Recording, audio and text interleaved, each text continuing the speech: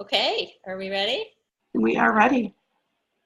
Okay, so welcome everyone. I'm Madeline Guinazzo. I am co-founder and director of training for Cuddlist. Thank you for coming to our webinar designed to introduce Cuddlist to mental health care providers. And we got to meet some of you recently at the Psych Networker Symposium in DC and share in the inspiring presentations at that conference. That experience really helped us see where we fit into the therapeutic community, and we are eager with this webinar to help the therapeutic community understand what Cuddlist offers. So I'm going to talk for 20 minutes or so to give you an overview, and then we will open it up to discussions and questions. So please be jotting down your thoughts as we go through this. But first, we're going to get some instructions from our operations director, Michelle, who's our producer this evening.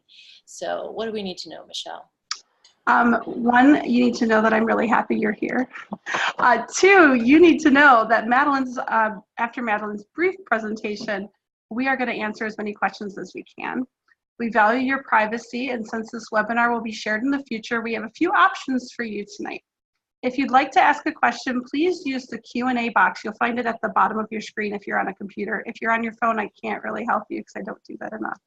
I'll also be following the chat box, so if you want to post your question there, you're welcome to do that. When posting your question, let me know if you'd like to ask the question yourself on video.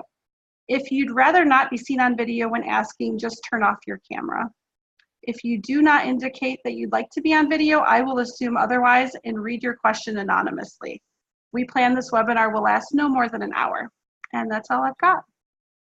Excellent. Thank you, Michelle. We love options. All right, so I'm going to start with a little bit about me and how Cuddlist came to be. So in the early 2000s-ish, 2003, 2005, I was married with 2 small children, and I was searching for what I was here to do in my life. I had a strong sense of calling. I'd pursued many paths professionally, artistically, spiritually, intellectually. I had a degree in communication studies from Northwestern University. I was training medical students in patient rapport communication and in examination techniques, but I had the sense that there was a lot more I needed to do, and I didn't know what it was.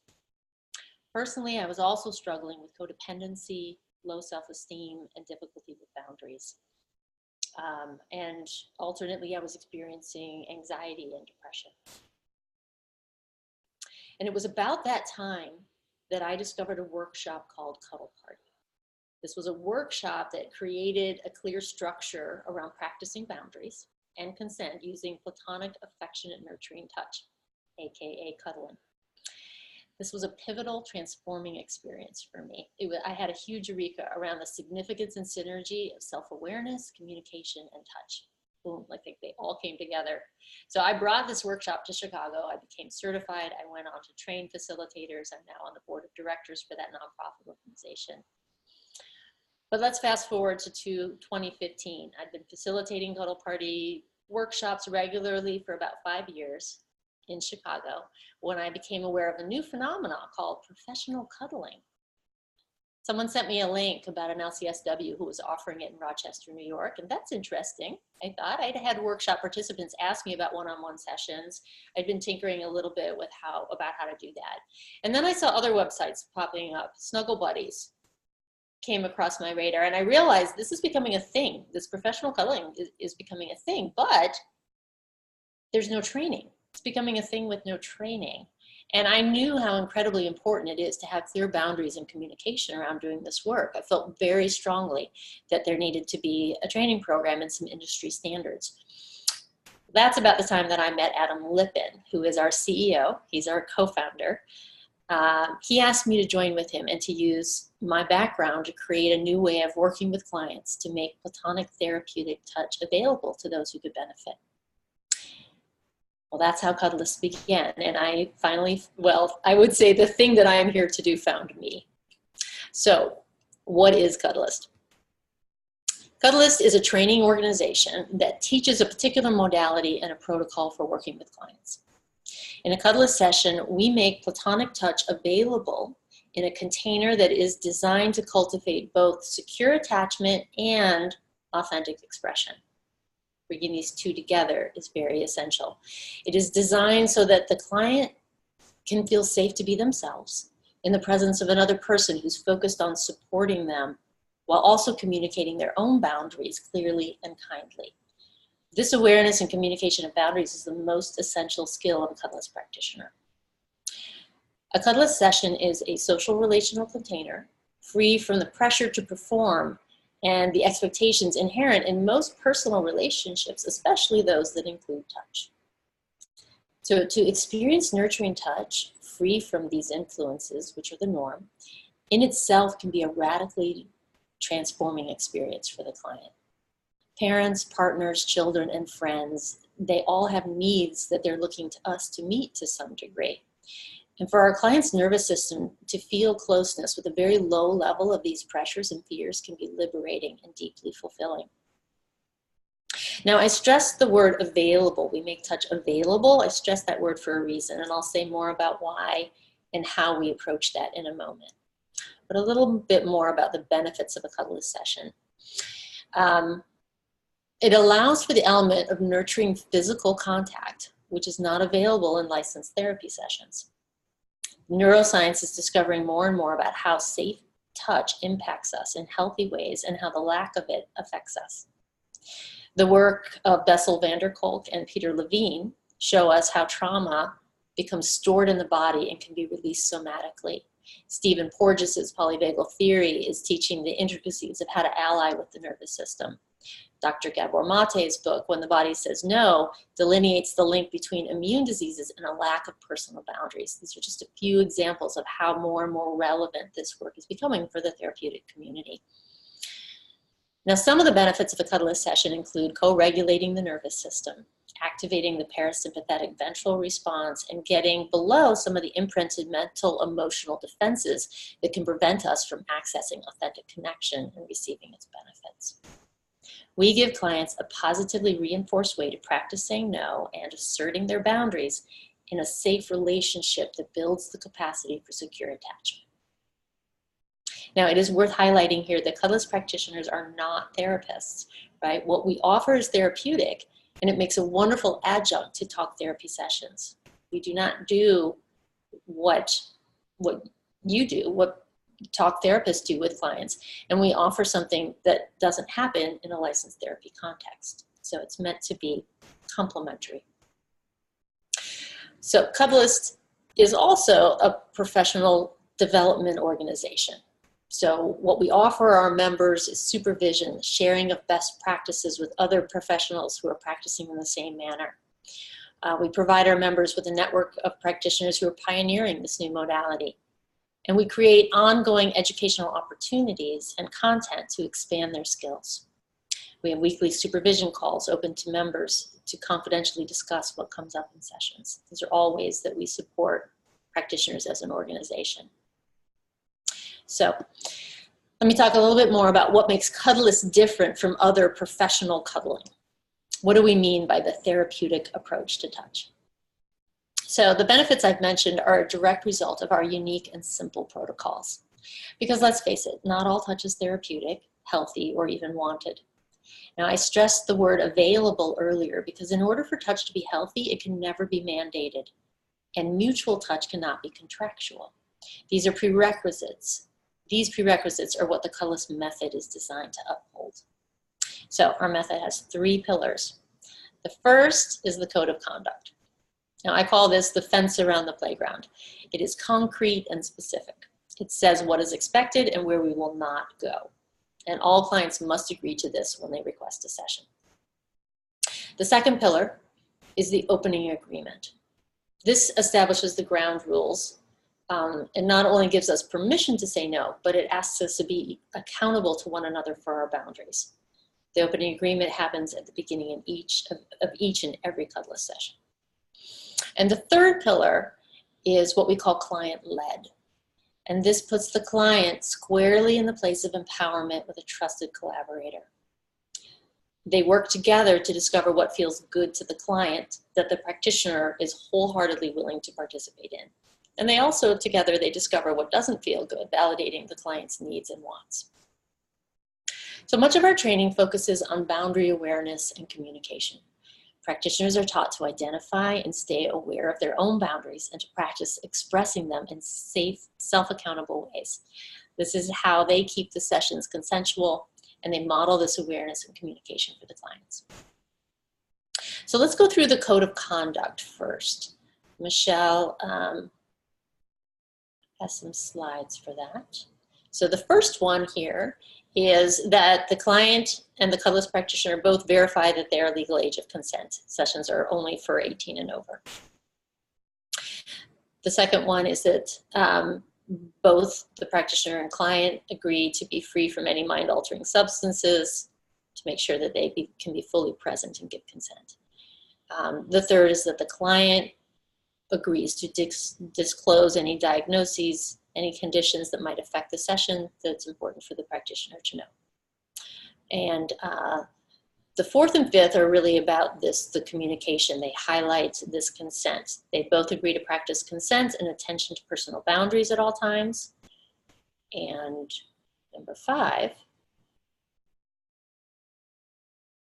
says that they mutually communicate to find out what is comfortable through each session. And this applies to, all communication before and after sessions as well. But that mutually comfortable is very important. The next code of conduct is that this is strictly platonic. What does that mean? We're not ever going to, pursue or encourage sexual arousal. It might happen, but it doesn't ever take focus. There's a minimum clothing requirement here that's delineated, tank top and athletic shorts for both practitioner and client. No hand to genital or breast contact, no intentional genital stimulation of any kind, no exchanging of saliva or any other bodily fluid. So that's very clear and explicit. The 7th one is about personal hygiene. We make this very clear too, of course, out of respect and safety, that there's good personal hygiene. The 8th is client confidentiality for the client, not for the practitioner, but just for the client. And then number 9 is that either party can end the session at any time, which is just a foundational thing to consent. No one feels trapped or obligated. No one has to be there.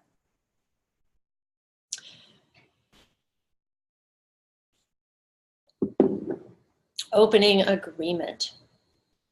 This is the second pillar. So this opening agreement is something that I do with all clients, whether it's the first session or the 20th session. And so it can look different from each one, but I'm going to give you kind of an extended demo of what an extended version of it sounds like. The code of conduct is something that we've gone over in a screening process prior to a session happening at all. The opening agreement is something that happens just before we make contact. So I'm sitting down with a client, we've gone over all of the housekeeping, we're sitting down and we're ready to begin the session. I'll say to them, I promise you that if at any time during our session I feel uncomfortable, that could be physically, my arm fell asleep, my neck is sore, my nose itches. That could be emotionally, I'm feeling like something is a little too personal or private, I'm feeling emotionally squirmy. Or mentally, I'm wondering, I'm having a thought that this might seem sexual to you and I'm not sure. These are all examples of things that I might feel uncomfortable with, and my promise to you is that if that happens, I'll pay attention and I won't ignore it. I will adjust if I need to, I'll communicate and speak up if I need to, but I will not sweep it under the rug. I will not tolerate or endure anything that I am not wholeheartedly happy to be doing. And that assurance means that you don't have to worry about it. You don't have to wonder if I'm okay with something. If you're wondering, please ask, but you don't have to try to take care of me. That's my job, okay? Do you have any questions or concerns about that? Then we might discuss that, and then I'll say to them, this session is for you. It's designed to discover together what feels good to you. So I need the assurance from you that you're definitely not going to put up with anything that is less than comfortable. Will you let me know if anything starts to feel uncomfortable in any of those 3 areas? Can I trust you to do that? Because I'm not a mind reader and I want to work together with you. So we'll talk about that. If they have any concerns about it, we'll address it. Sometimes we shake on it. That's the extended version of the opening agreement. So we make that pact with each other. And then the third pillar, this client-led, I'll say to my clients, because this is the part, so how are we going to connect? And it's really up to them. So sometimes I'll joke with my clients at this point. I'll say, you know, this is the hardest part of your session. Are you ready? I'll say, how would you like to connect? How would you like to cuddle? Because it can be very vulnerable for them to express this to someone that is new to them, that they just met. And a lot of clients will defer. Understandably, they'll say, you know, I don't know. What do you suggest? You're the expert. How do most people like to cuddle? Or what do you like? And, you know, I really address all of those with that, like, that's understandable, and we can talk about that. But I really want you to know that all of those might give us ideas or options, but what's important is what you want. And nobody can know that but you. And this session is for you. And, you know, I just promised you that I'm not going to do anything I'm not wholeheartedly happy to be doing. So, you know, you can trust me. You can share what's coming up for you, and we'll find something that works for us together. And then I'll work with them. We'll do some coaching to kind of find out, maybe discuss some options or help them, you know, tune in to what's coming up for them. And that's really at the heart of this work. It's really wonderful. Now, if I'm working with a client who's touch averse or has a background of abuse or trauma of some kind, we go really slowly here, right? They've disclosed this, we've talked about it. We have lots of ways to kind of make that safe, really starting with no touch at all and helping them tune into their body and what they want and really strengthening their sense of boundaries. Now, if you're referring a client with some of these conditions, you'll want to find out if the practitioner in your area is trauma informed, and you may want to discuss with them how they would approach this. All right, so let's talk a little more about how does it work, just the whole process of being on the site. Now that I've talked about the modality and how it works with clients, I'm going to do a little screen sharing here and kind of show you the site. So bear with me. I'll pull this up. Oops, I'm on the wrong. Here we go. Here's our site. So Cuddlist.com. This is our page. There's a lovely video of Adam and I that Forbes did for us, kind of talking about what we do. And you would click on, or your client, this is so you can kind of tell them what to expect. You would click on book a session. And this takes you to the locator page where there's a drop-down menu where you're able to see, these are the international Cuddlists, and then the states in the United States are listed here. And then this, you know, you can scroll down. Let's see, you know what? We have people in Colorado on this call, so that's relevant. We'll take a look here and see who's in Colorado. Some wonderful practitioners here. And now I want to highlight the difference between the blue and the gold here. We have trained Cuddlist practitioners and certified Cuddlist practitioners. And really the difference between these two is that the certified practitioners have been road tested, really. They've gone through a much higher level. So everyone has gone through the basic online training, which is at least 30 hours of content, a lot of reading and viewing of videos, identifying their own boundaries, writing up scripts of how they would communicate with their clients, writing up their profiles. There's a lot of self-reflection. And all of that is reviewed by our lead trainer. And then they become eligible to be on the site once that's satisfactorily completed. The certified Cuddlists have actually demonstrated, pun intended, hands-on with somebody who has been trained to evaluate them. Sometimes they'll do a video if we don't have someone in the area.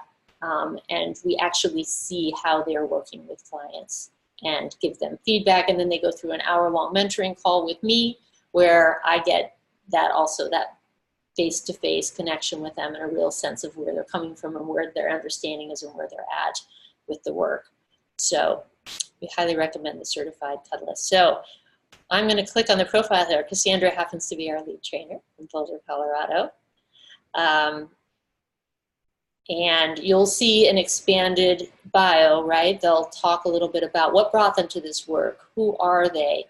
You know, Cassandra lists her benefits of a session here, the different types of clients working with. Beautiful extended profile here. Some of them have little videos, so you can hear their voice or you can see them and get a better sense of them. And then the session information talks a lot about the logistics, what to expect from them, how they do their screening process, perhaps what their session, what their space is like. And then you can click on request a session. And this is where you fill out a form that goes directly to the practitioner. So to start here, it has your basic contact information, name is required, email is required, phone number is requested, when you'd like to have a session, how long of a session you'd like to have, whether you want an in-call or an out-call. This one, some practitioners offer both, some offer only one or the other. And then these are some open-ended questions, optional. What do you want to get out of this session? What would you like the cuddlist to know about you? What questions do you have? And all of this information the practitioner is using to really screen the client and decide whether they're a good fit for this kind of a work, whether they're a good fit for them. And then the code of conduct, which we went over earlier, is here in, I would say, black and white, but it's blue and white. And they must agree to this before they can submit a request. So that's in there. And then that goes to the practitioner. So that's something, you know, we want you to be able to see that when you're referring a client, so you can let them know what to expect. And that's also for you. And as you're thinking about this and kind of understanding it, we want you to kind of be thinking about the range of options for your clients. Like, you may want to go and experience a session yourself as a client. We highly recommend that. It'll give you a sense of what you're actually referring or recommending and what potential it has for your clients.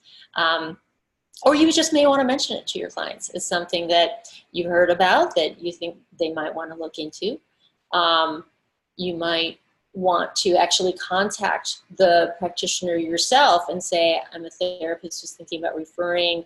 Could we just have a little meet and greet, or could I talk to you a little bit more? And then really be, that's sort of just an opportunity for you to interview the practitioner and find out more and see what's important to you in terms of the clients that you're seeing, what they have to offer, what they'd be appropriate for. Are they trauma informed? How long have they been practicing? How many clients have they seen? What's most rewarding to them about this work? You know, how do they approach it? So these are thinking about what makes you feel confident and listening to your gut, of course, you know, your instincts.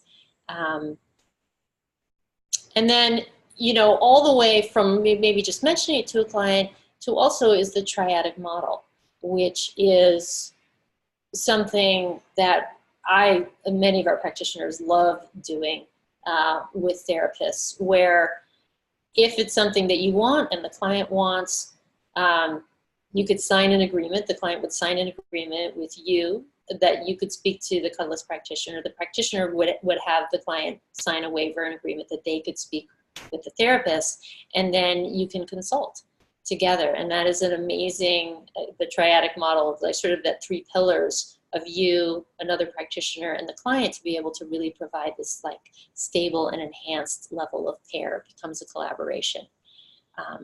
So that's something that you would actually want to check with that particular practitioner and see if that's how they feel about that, if that's something that they're open to, how they would approach a triadic model. Those are all good questions. So I've been talking for some time now, and I want to open this up to discussion. So I'm going to preface that by saying there are no silly questions when it comes to this. We understand that it's new and it seems kind of out there and very weird to many, so we expect that. And your questions are so helpful for us because they really help us see where our blind spots are, and they teach us where to put our attention to help make it clearer for people. So please ask away. Just a reminder, you can put your questions down in the Q&A box, or you can put them in the chat box. I'll watch both places as best I can. And again, if you'd like to ask the question yourself, just note that in your question and I'll promote you to panelists so you can do that. If you're uncomfortable being on video, you can stop video. If you're on your computer, there's a little thing towards the bottom that says stop video. If you're on your phone, I'm not of huge help because this is the way that I generally use Zoom. On that note, if you have any just random questions that are about tonight, you can also send me questions that way too, and I will answer them privately with you. We have questions coming in. Let me see what I want to go with first. Oh, this is a great question. What was the reaction to your presentation at the conference? What objections or encouragements did you receive? Well, first, we didn't present at the conference, so I will say that, but I will let Madeline talk about our experience at the conference. Yeah, thank you, Michelle. So we were there as attendees just to soak up and to learn and to really get that kind of clear on like, where do we fit in? How can we understand what we do in the therapeutic context and help therapists as well.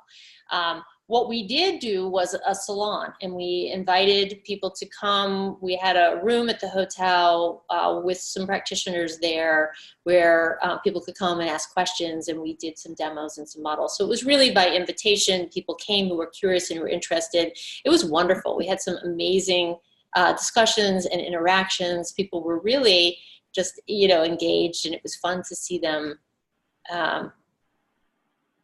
just be intrigued and receptive and positive about what we were doing.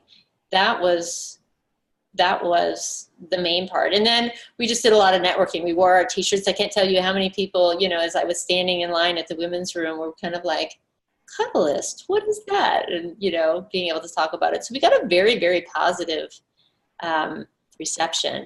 And we do hope to present in the future. We'd love to have, in fact, our idea is to have a panel of various types of somatic or body work or more somatic oriented type complementary therapists and work to sort of talk about. Michelle, what do you want to add to that? Michelle was there with me and Marian Brown. How much I felt included, like accepted. I never got the feeling that we shouldn't be there. It was really exciting because it felt like we were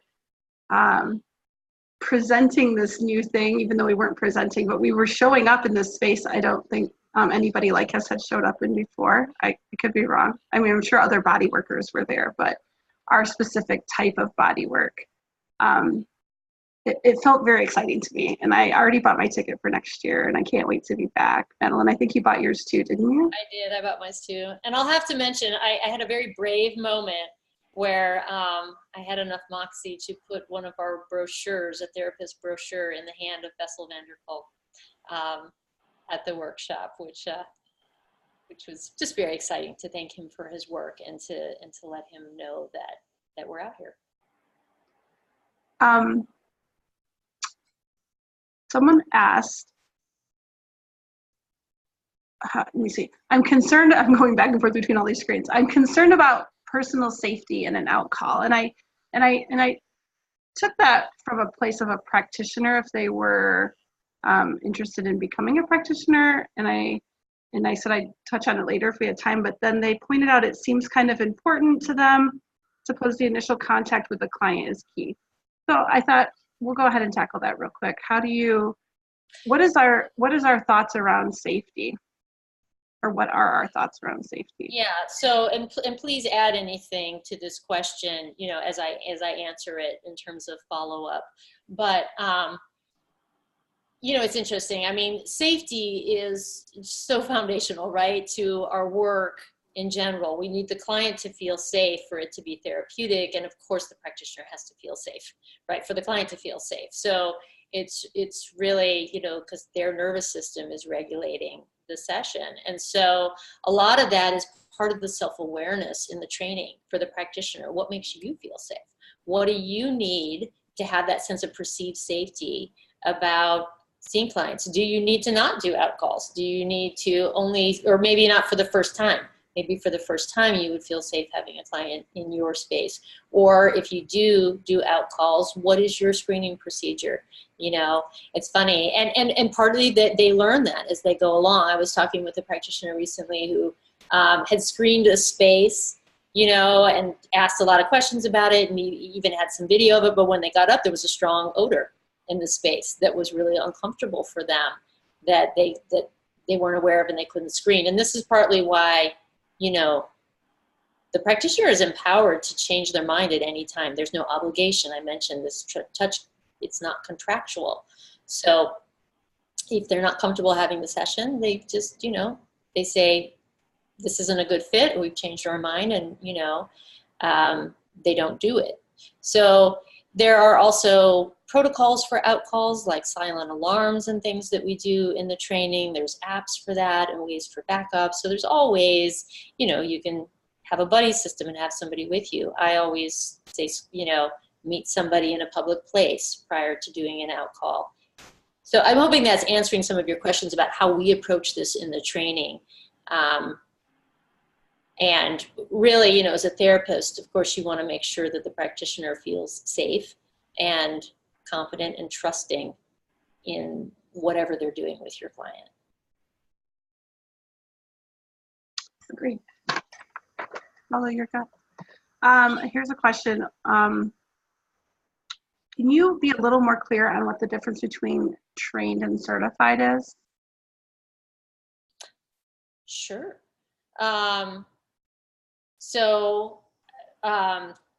Again, with the trained, they have gone through all of the online training. I'm guesstimating about 30 hours, but it's really hard to say because it's definitely at your own pace. And we really want people to take their time with it because there's a lot of self-reflection and personal growth. And so they've given a lot of responses to key lessons about how the consent works, what their boundary is, how they're going to speak with clients, the three, you know, pillars that we talked about, that's gone over in detail, and how they're going to present themselves in terms of their profile and all of that. And then there's videos in there, documentaries. We encourage all of them to go to the Cuddle Party workshops or workshops around this in ways that, you know, they can learn more. And then they fill out self-reflection forms on what it was like for them, what they discovered, doing practice sessions and reporting back on it. So all of that is in the online training. The people who are certified have gone a step further and really just demonstrated. They have done a session with someone who's a trained evaluator, so an experienced practitioner, where they go through the whole screening process with them. They, you know, do a session with them as the client. The practitioner, the evaluator, will show up at their door. They'll come to the client. They'll greet them. They'll orient them to the space. They'll do the opening agreement with them, and then they will coach them into the client-led and how they want to do the session. So the evaluator is instructed to not know how they want to cuddle, right? And to be somebody who's very new. And then the practitioner, the one who's being tested, the one who's going for certification, will have their boundaries tested. So the evaluator who's playing the client will do something that they're not comfortable with. And we need to see them demonstrate that they hold that opening agreement to be able to say, I'm not comfortable with this, and to adjust the session in a very clear, kind, firm way. And then we need to see them all the way through, making sure that it's client-led, keeping the focus on the client, seeing how well they listen, how attentive they are, how well they attune to the client. And then to see them transition out, to give them some aftercare and follow up, and how do they prepare the client for the ending of the session, the leaving, and what comes to follow. And then that's an approval session. That's like a final exam for the certification. And then the practitioner will fill out an evaluation form. They'll take notes on it in detail. They send that to me. I go over that. I go over all their training responses. We do an hour-long finalization call where I mentor them on video and really make sure that we're comfortable giving them our seal of approval as a certified practitioner. So that's the much more extended version. Thank you. What happens if a client becomes sexually aroused? That is a great question. So, and that's something that quite often can come up in the screening, or, you know, can be talked about in advance, not always, but really that's always approached as, one, great, your body is healthy. That is a very healthy, natural, you know, response, physiological response to touch that happens in adults. And quite often, if somebody gets aroused and there doesn't seem to be any boundary pushing around it, any sort of chasing of arousal, or any intention to increase arousal, that can be something that just kind of comes and goes, and it really doesn't need to be addressed or talked about or take focus in any way. It really is, you know, sometimes erections can be like goosebumps. This is as odd as they might sound, right? But it's a nervous system response to stimulation that it's kind of autonomic.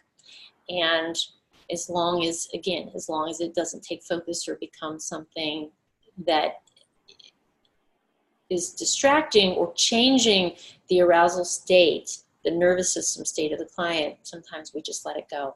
Sometimes the practitioner will adjust to make sure to alleviate it, or to, you know, maybe soothe or down-regulate the nervous system in response to that.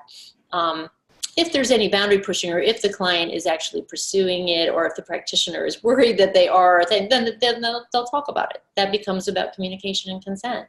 You know, I'm concerned about this, or I'm feeling, what are you thinking? And it really goes back to that agreement. And the screening process, really generally clients that are looking for that get screened out. But if not, then it becomes something that's addressed responsibly and self-accountably. If the session needs to end, the session ends, or they'll shift directions, but they'll come to an agreement. And that's really all, again, that is the support of the code of conduct and the opening agreement and all of that. Practitioners are really well trained in addressing that. Thank you. Mm. What if a client comes back and tells... Nobody wants to join us, huh? I'm inferring, obviously they would, but yeah. Yeah. What if a client comes back and tells me something happened that was out of integrity? What should I do as a therapist? Okay, that's a really good question. Well, the first thing, of course, as a therapist that you're going to do is attend to your client. You know, whatever they need to address that and support them in that. To believe them, to listen to them. And sometimes, you know, that may be really what they need. Just all that they need is an ally to hear what their experience is, to validate them, to help them process it, to reflect back with it. And, you know, on the other hand, for us as Cuddlists, it's very, very important that we get that feedback. So I would ask that, maybe I'll go back to screen sharing here for the site.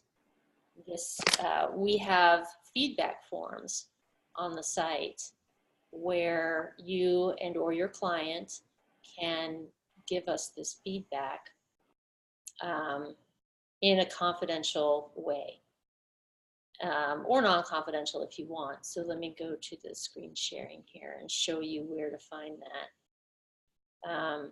So here on Cuddlist.com at the top for contact, we have a feedback form is where you would go. And it's a similar form to the request, but we want to know, is it a complaint, a compliment, or a question? This will take you, you know, into who was the cuddlist, when was the session, what happened, how do you feel about it? We have lots of different, you know, all of this is optional. except for who the practitioner is, I believe. You do not, this can be done confidentially. No one has to give their name. But this way, we can address it. We can find out about it. We can investigate and follow up, talk to the practitioners about it, and make sure that we're doing our due diligence to keep the confidence of our practitioners.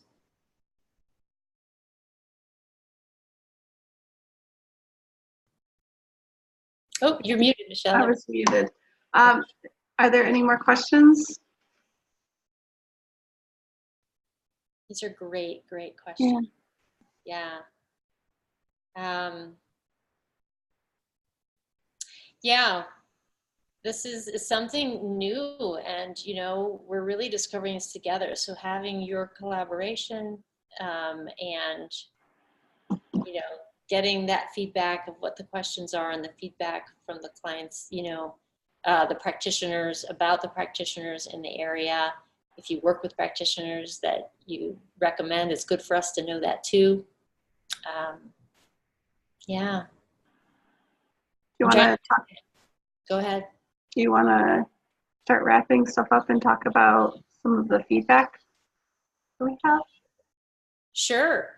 So I thought we would end. Oh, just a minute. Let me just make sure we got some new questions popped in, and I don't want to.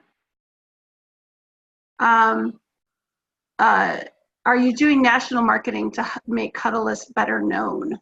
Absolutely. Yes. You know, we're putting the word out there all the time, live streaming and doing, but in our practitioners are as well. So, you know, we get a lot of media coverage. Yes, I just did an interview with WGN Radio here in Chicago. Adam Lippin is a wizard at, you know, helping with press and getting the word out. And we have so many wonderful practitioners all around the country that, that, you know, he can funnel those requests to. So we're constantly trying to educate the public about it. And then also really part of our professional development and training and support for our practitioners is marketing support and, you know, helping them learn how to get the word out, how to do press releases, how to contact their local media, how to network with therapists like yourselves, how to use social media to their benefit. Michelle's a wizard at that. She helps me. I try. Yeah. Great question. Okay. Now I think that was it. Okay.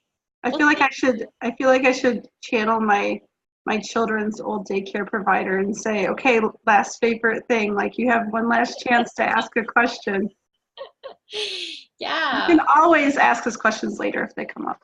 Please do raise your hand. And thank you for your comments a little bit in the chat box. I can see that. Thank you very much.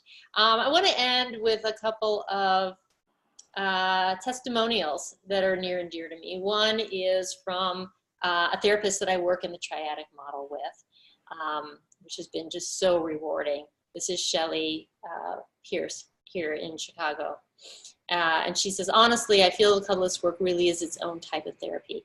I would say it should be called contact therapy.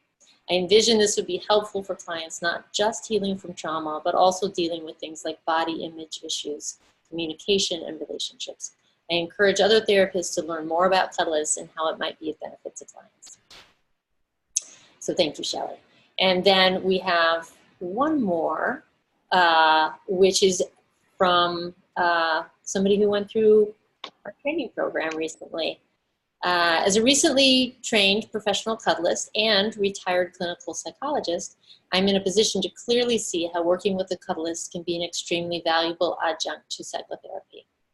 Cuddling offers all the thoroughly documented benefits of therapeutic touch, including the release of hormones and neurotransmitters that reduce stress, strengthen the immune system, enhance self-esteem, and foster a sense of well-being.